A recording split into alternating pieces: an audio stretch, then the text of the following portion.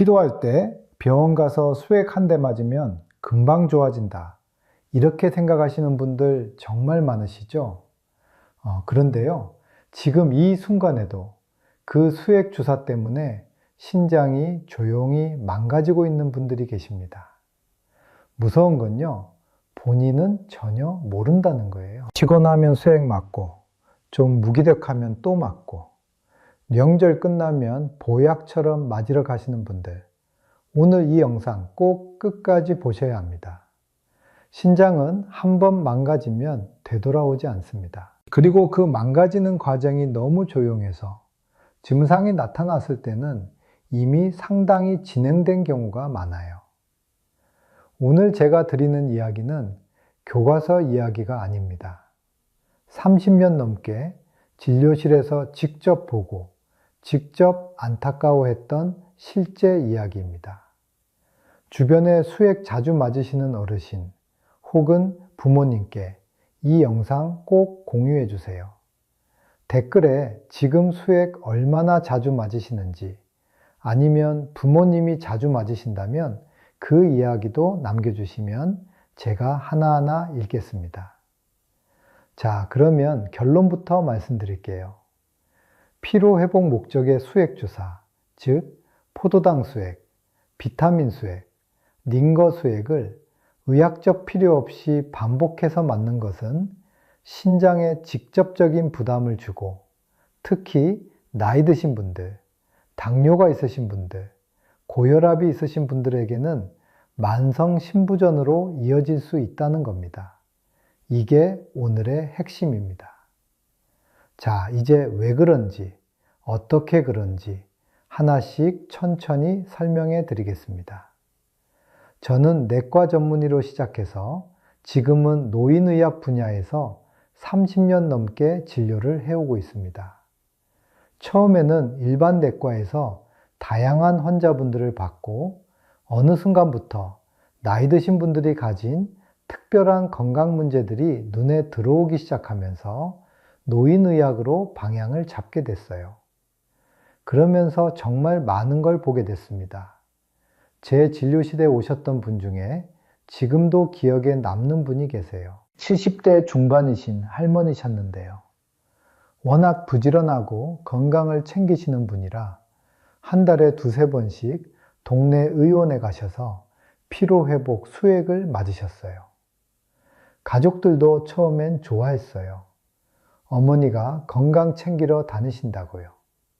그런데 어느 날 발이 좀 붓는다고 오셨는데 검사를 해봤더니 신장 기능이 이미 정상의 절반 이하로 떨어져 있었어요. 크레아티닌 수치가 확 올라가 있었고, 사구체 여과율이라고 해서 신장이 얼마나 잘 거르는지를 보는 수치가 심각하게 낮아져 있었죠. 할머니도 가족도 너무 당황하셨어요. 아무 증상도 없었거든요. 밥도 잘 드시고 잠도 잘 주무시고 그냥 가끔 좀 피로하다고 느끼셨을 뿐인데, 이분이 맞으셨던 수액, 특히 고농도 포도당이 들어간 수액과 여러 비타민 성분들이 오랜 기간 신장에 부담을 줬던 거예요. 게다가 이분은 당뇨 전 단계였는데 그걸 본인도 잘 모르고 계셨어요. 당뇨 전 단계에 고농도 포도당 수액을 반복적으로 맞으면 신장 사구체에 지속적인 손상이 생길 수 있거든요. 이런 분을 저는 진료실에서 한두 분이 아니라 수십 분을 봐왔습니다. 그러면 수액이 뭔지부터 이야기해 드릴게요. 수액이라는 건 쉽게 말하면 혈관 속으로 직접 넣는 액체예요. 입으로 먹는 게 아니라 주사 바늘로 혈관에 직접 넣는 거잖아요.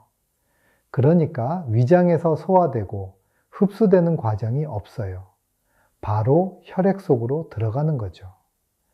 이게 좋게 쓰이면 정말 좋습니다.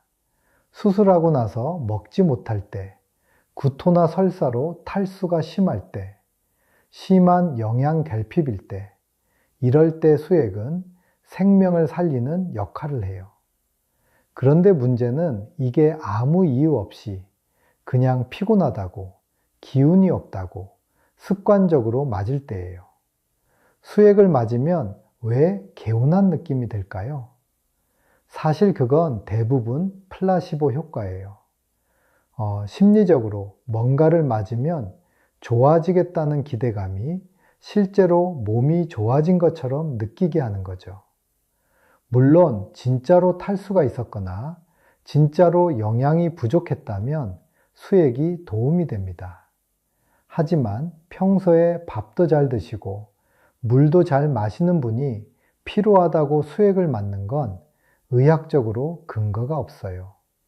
오히려 몸에 불필요한 부담만 줄 수 있죠. 자, 이제 신장 이야기를 해드릴게요. 신장이 뭘 하는 기관인지 아주 쉽게 말씀드리면요. 우리 몸속에 있는 정수기예요. 혈액이 신장을 통과하면서 필요 없는 노폐물, 독소, 여분의 물, 여분의 염분 같은 게 걸러져서 소변으로 나가게 되죠. 그런데 이 신장이 하루에 걸러내는 혈액의 양이 얼마인지 아세요? 하루에 약 180리터예요. 그러니까 우리 몸 전체 혈액이 4리터에서 6리터 정도인데 이게 하루에 수십 번씩 신장을 지나가면서 걸러지는 거예요. 그만큼 신장은 하루 종일 쉬지 않고 일하는 기관이에요. 그런데 여기에 갑자기 불필요한 짐이 계속 들어오면 어떻게 될까요? 신장이 더 많이 일해야 하잖아요. 수액 속에 포도당이 들어있으면 이 당분을 처리하는 과정에서 신장 사구체의 압력이 높아집니다. 이게 일회성이면 괜찮아요. 문제는 반복될 때예요. 한 달에 두세 번, 심지어 매주 맞으시는 분들도 있잖아요. 이렇게 반복되면 사구체라고 하는 신장에서 피를 걸러주는 아주 작은 필터 구조가 조금씩 손상됩니다. 처음에는 아주 조금이에요. 티도 안 나죠? 그래서 무섭습니다. 신장이 나빠질 때 증상이 뭐냐? 이게 또 문제예요. 신장은 기능이 절반 이하로 떨어지기 전까지는 거의 증상이 없습니다. 여러분이 느낄 수 있는 증상은 발이나 발목이 붓는다. 소변에 거품이 많이 생긴다. 아침에 일어나면 눈이 부어 있다. 이런 것들인데요. 근데 이런 증상이 나타났을 때는 이미 신장 기능이 많이 줄어든 상태인 경우가 많아요. 그리고 더 심해지면 피로감이 극도로 심해지고 식욕이 떨어지고 숨이 차고 얼굴이 창백해지는 증상들이 나타납니다. 이게 만성 신부전이에요. 만성 신부전은 말 그대로 신장이 만성적으로 기능을 잃어가는 거예요. 그리고 한 번 잃은 신장 기능은 대부분 돌아오지 않아요. 이게 신장 질환이 다른 질환과 다른 점입니다. 위는 좀 망가져도 치료하면 회복이 돼요. 간도 재생 능력이 있어요. 그런데 신장은 한 번 사구체가 망가지면 그게 다시 살아나지 않아요. 그래서 신장은 망가지기 전에 지켜야 합니다. 예방이 전부예요. 그러면 왜 특히 어르신들이 더 위험하냐? 나이가 들면 신장 기능이 자연스럽게 떨어집니다. 20대 청년과 70대 어르신의 신장 기능을 비교해 보면 어르신이 훨씬 낮아요. 이건 병이 아니라 노화예요. 그런데 이미 기능이 줄어든 신장에 반복적인 수액 부담까지 더해지면 훨씬 빨리 나빠질 수 있거든요. 30대가 같은 수액을 맞으면 아무 문제가 없을 수 있어요. 근데 70대가 맞으면 신장에 확연히 더 큰 부담이 됩니다. 여기에 당뇨가 있으면 더 위험합니다. 당뇨가 있는 분들은 혈당이 높기 때문에 신장 사구체에 이미 부담이 있어요. 여기에 고농도 포도당 수액을 반복해서 넣으면 그 부담이 훨씬 커지는 거예요. 당뇨 환자에서 신장 합병증이 생기는 걸 당뇨병성 신증이라고 하는데 이게 우리나라에서 투석을 시작하는 가장 흔한 원인이에요. 고혈압도 마찬가지예요. 혈압이 높으면 신장혈관에 압력이 계속 가해지는데 여기에 수액까지 더해지면 신장혈관이 버티기가 더 힘들어지죠. 수액 속에는 뭐가 들어있냐? 이것도 알아야 해요. 피로 회복용으로 많이 맞는 수액에는 크게 몇 가지 성분이 들어가는데요. 포도당, 비타민 B군, 비타민 C, 아미노산, 그리고 생리식용수 같은 수분 성분이에요. 이 중에서 포도당은 아까 말씀드렸듯이 혈당을 올리고 신장 사구체에 부담을 주죠. 비타민 C는 고용량으로 반복 투여하면 신장에 수산 칼슘 결정이 생길 수 있어요. 쉽게 말하면 신장에 돌 같은 게 생기는 거예요. 이걸 고용량 비타민 C 신장 결석이라고 해요. 비타민 C가 몸에 좋다는 건 맞는데 과하면 독이 됩니다. 음식으로 먹는 비타민 C는 흡수량이 조절되지만 혈관으로 직접 넣는 고용량 비타민 C는 신장이 다 걸러내야 하니까요. 아미노산도 과잉 공급되면 신장이 처리해야 할 질소 노폐물이 늘어납니다. 이게 신장에 여분의 짐을 더하는 거예요. 그리고 수분 자체도 문제가 될 수 있어요. 신장 기능이 약하거나 신장 기능이 이미 저하된 분들은 갑자기 혈관 안으로 수분이 많이 들어오면 몸에서 그걸 다 처리하지 못하고 부종이 생기거나 심하면 폐에 물이 차는 폐부종이 생길 수도 있거든요. 이런 분들한테 수액은 진짜로 위험합니다. 그러면 병원에서는 왜 이걸 계속 놔주냐? 이런 의문이 드실 수도 있어요. 솔직하게 말씀드릴게요. 일부 의원에서는 검사도 없이 환자분이 피곤하다고 하면 바로 수액을 처방하는 경우가 있어요. 환자 입장에서는 맞고 나면 기분이 좋으니까 계속 찾고 병원 입장에서는 수요가 있으니까 공급을 하게 되는 거죠. 의학적으로 수액이 꼭 필요한 상황인지를 따지지 않고요. 그러나 제대로 된 진료를 하는 의사라면 수액 처방 전에 반드시 현재 신장 기능, 혈당 상태, 심장 기능, 탈수 여부를 확인해야 합니다. 이런 기본적인 확인 없이 습관적으로 처방되는 수액은 의학적 근거가 없는 거예요.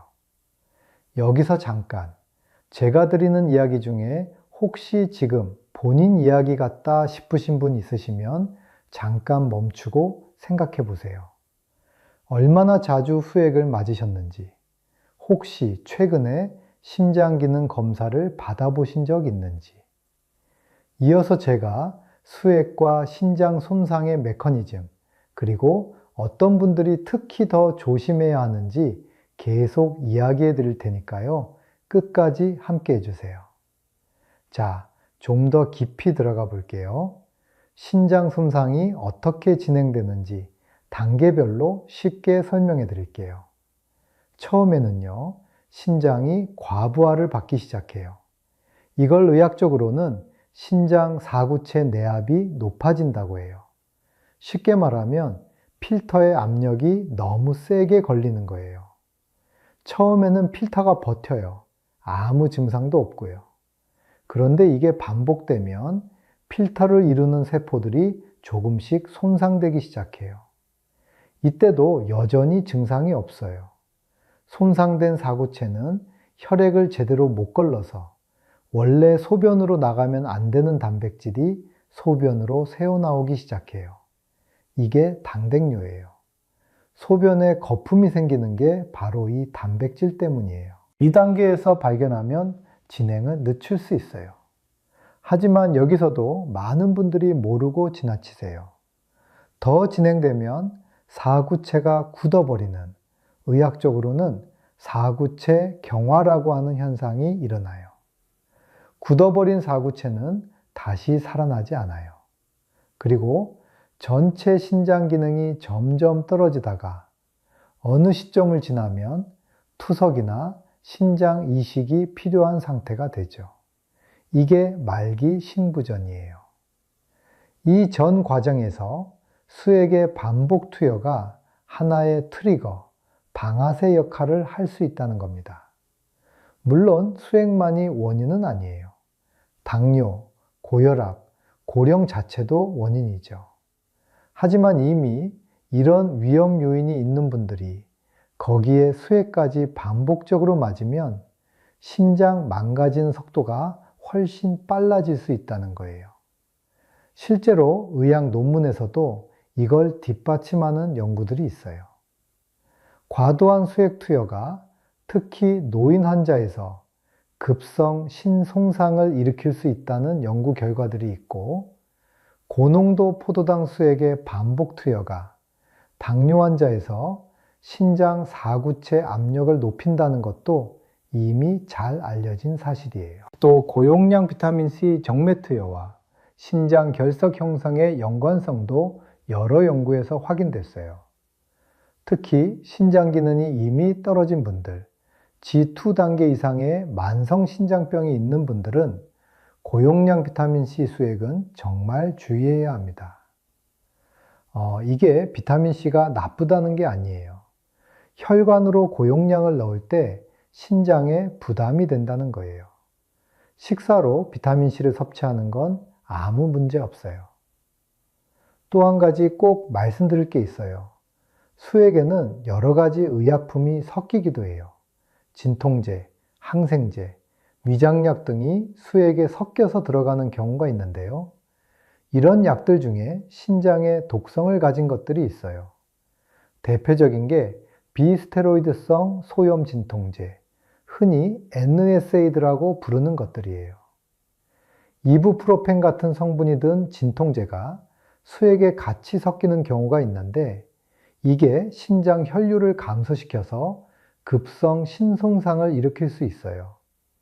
특히 이미 신장 기능이 나쁘거나 탈수 상태이거나 나이 드신 분들한테는 이 위험이 더 높아요. 그래서 수액 맞을 때 어떤 성분이 들어가는지 확인하는 게 중요해요. 의사한테 꼭 물어보세요. 뭐가 들어가는 거냐고, 신장에 괜찮은 거냐고요. 이걸 묻는 게 당연한 권리예요. 자, 그러면 이미 신장 기능이 나빠진 분들은 어떻게 해야 하는지, 그리고 아직 괜찮은 분들은 어떻게 지켜야 하는지 이야기해 드릴게요. 먼저 치료 이야기를 해 드릴게요. 만성신장병은 완전히 낫는 치료제가 아직 없어요. 하지만 진행을 늦추는 치료는 있습니다. 그리고 이 진행을 늦추는 게 굉장히 중요해요. 왜냐하면 투석 시작을 5년만 늦춰도 삶의 질이 완전히 달라지거든요. 현재 만성신장병 치료에 있어서 가장 중요한 건 혈압 조절이에요. 신장 기능이 나쁜 분들은 혈압을 아주 엄격하게 관리해야 해요. 일반적으로 135도는 80mm 목줄기 이하로 유지하는 걸 목표로 하는데, 이것보다 더 낮게 유지해야 하는 경우도 있어요. 혈압이 높으면 신장 혈관에 계속 압력이 가해지고 그게 신장 손상을 가속화시키거든요. 혈압약 중에서도 특히 ACE 억제제 혹은 ARB라고 불리는 계열의 약들이 신장 보호 효과가 있어요. 이 약들은 혈압도 낮추면서 동시에 신장 사구체 안의 압력도 낮춰줘요. 당뇨가 있는 분들한테는 특히 더 도움이 되죠. 담당 의사 선생님이 이 계열의 약을 처방해 주신다면 꼭 잘 드셔야 해요. 최근에는 SGLT2 억제제라는 당뇨 치료제가 신장 보호 효과도 있다는 게 밝혀지면서 많이 주목받고 있어요. 이 약은 원래 혈당을 낮추는 목적으로 만들어진 건데, 임상 연구에서 만성 신장병의 진행을 유의미하게 늦춘다는 게 확인됐어요. 당뇨가 있으면서 신장 기능도 나쁜 분들한테는 지금 이 약이 표준 치료에 포함되어 있어요. 이런 치료들이 계속 발전하고 있다는 게 참 다행이에요. 10년 전만 해도 만성신장병은 그냥 진행되는 걸 지켜보는 수밖에 없었는데 지금은 적극적으로 늦출 수 있는 방법들이 생기고 있으니까요. 그러면 자기 신장을 어떻게 지켜야 하는지 구체적으로 말씀드릴게요. 이게 사실 치료보다 더 중요해요. 왜냐하면 신장을 망가뜨리지 않는 게 가장 좋은 치료니까요. 첫 번째로 수분 섭취예요. 물을 충분히 마시는 게 신장 건강에 정말 중요합니다. 하루에 얼마나 마셔야 하냐? 보통 1.5리터에서 2리터 정도를 권장하는데요. 이미 신장 기능이 나쁘신 분들은 담당 의사 선생님이 별도로 수분 제한을 하는 경우도 있으니까 그건 꼭 의사 선생님과 상의하세요. 그런데 일반적으로 신장 기능이 괜찮은 분들은 물을 충분히 마시는 게 좋아요. 물을 잘 마시면 신장의 노폐물을 잘 걸러낼 수 있거든요. 이게 수액과 다른 점이에요. 수액은 혈관으로 갑자기 들어오지만 물은 천천히 소장에서 흡수돼서 신장에 훨씬 덜 부담스럽게 들어와요. 두 번째로 단백질 섭취를 조절해야 해요. 단백질을 너무 많이 먹으면 신장이 처리해야 할 질소 노폐물이 많아져요. 그렇다고 단백질을 안 먹는 것도 안 돼요. 근육이 빠지고 면역력이 떨어지거든요. 어르신들한테는 특히 단백질이 중요한데 신장이 안 좋으면 너무 많이 먹으면 안 되는 딜레마가 있어요. 보통 만성 신장병이 있는 분들은 하루에 몸무게 1kg당 0.6에서 0.8g의 단백질을 섭취하도록 권장해요.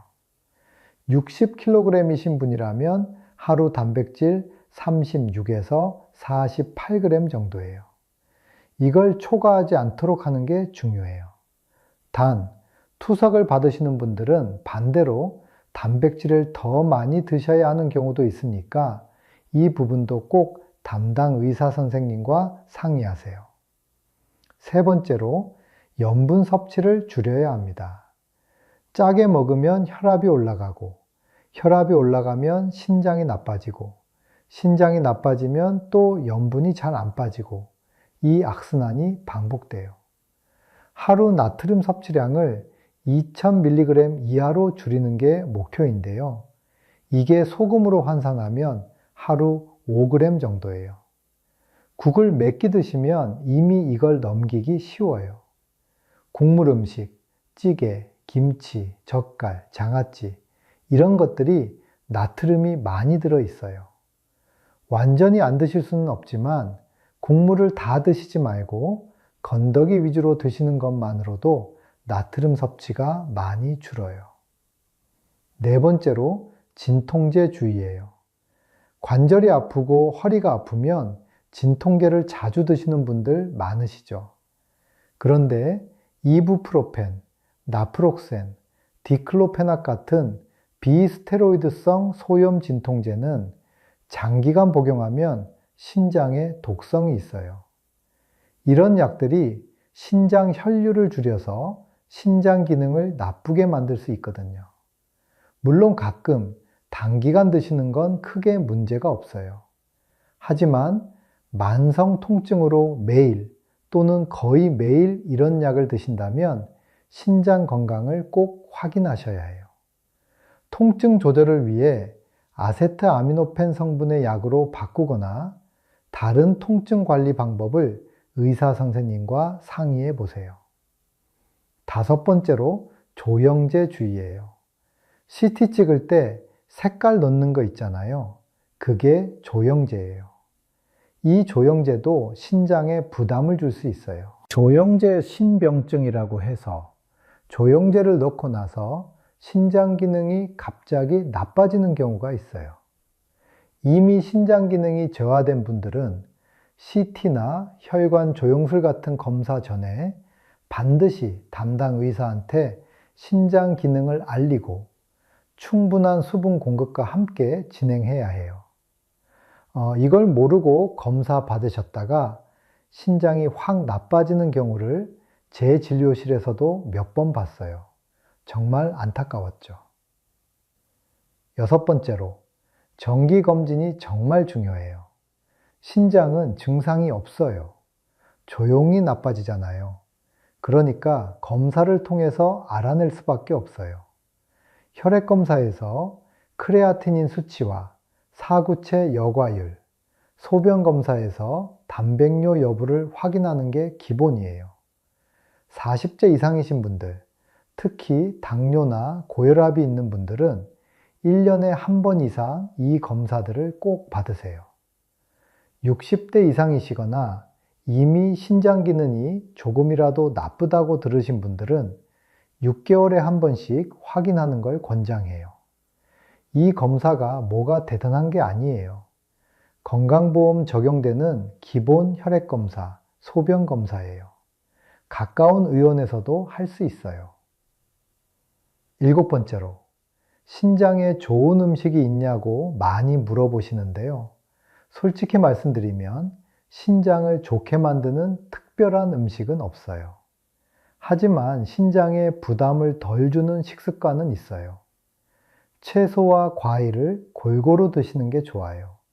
단, 신장 기능이 이미 나쁜 분들은 칼륨이 많은 과일, 예를 들면 바나나, 오렌지, 토마토, 감자 같은 것들을 많이 드시면 안 돼요. 신장 기능이 나쁘면 칼륨이 잘 배출이 안 돼서 혈중 칼륨이 올라가고 이게 신장에 문제를 일으킬 수 있거든요. 그래서 신장이 안 좋으신 분들은 식이요법도 꼭 전문의와 상의해서 개인화된 조언을 받으셔야 해요. 제가 드리는 일반적인 이야기가 신장 기능이 나쁜 분들한테는 반대로 해로울 수 있는 경우가 있거든요. 여덟 번째로, 운동이에요. 신장이 안 좋다고 운동 안 하시면 안 돼요. 오히려 적절한 운동은 혈압을 낮추고 혈당을 조절하고 심폐 기능을 높여서 신장 건강에 도움이 됩니다. 격렬한 운동보다는 빠르게 걷기, 수영, 자전거 타기 같은 유산소 운동을 주 3회 이상, 한 번에 30분 정도 하시는 게 좋아요.